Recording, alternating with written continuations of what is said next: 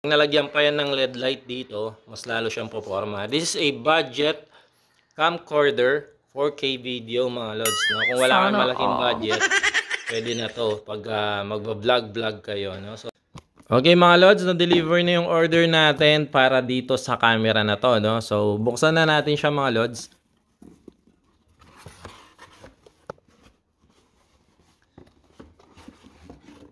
Okay.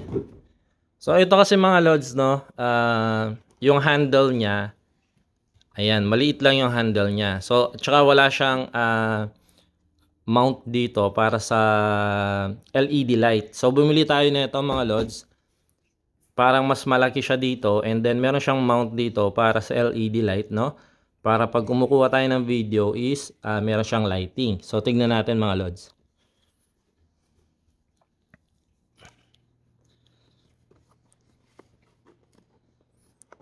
Tingnan natin kung gaano siya kalaki or kahaba, no? Ayan.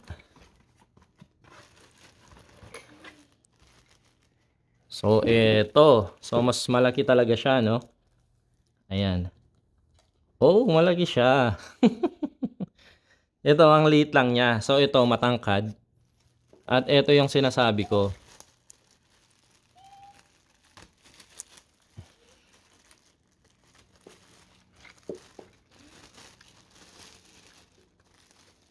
Okay, ito yung sinasabi ko. Kasi nag-order din tayo ng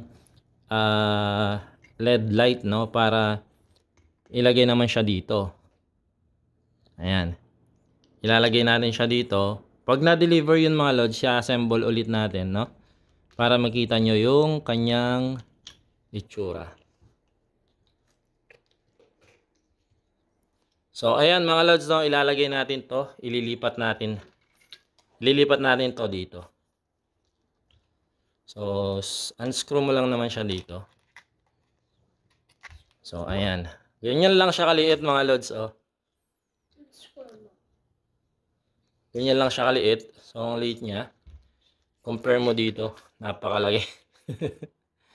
Ayan. So, lalagay natin to mga lods.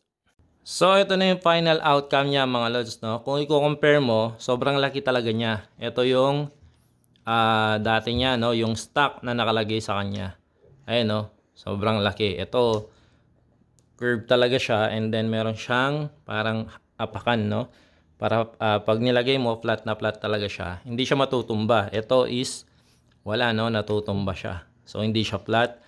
And then ito yung gusto ko sa kanya, yung mount niya. Lalagyan natin yan ng LED light. So in order na rin natin yon, hindi pa dumarating. And then pwede mo pa siyang lagyan ng ibang accessories diyan para kapag nag-shoot ka, no, talagang maganda na yung quality na makakuha mo.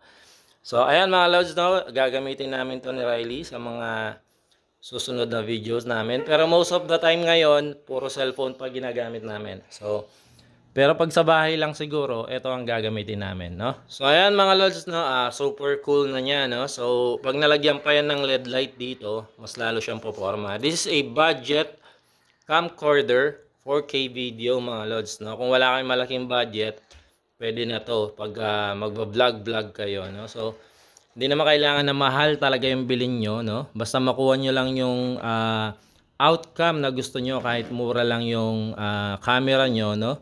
And magandang quality na rin naman yung binibigay na video na ito. So yun lang mga lods. Maraming salamat sa panonood. Good luck and God bless. Thank you.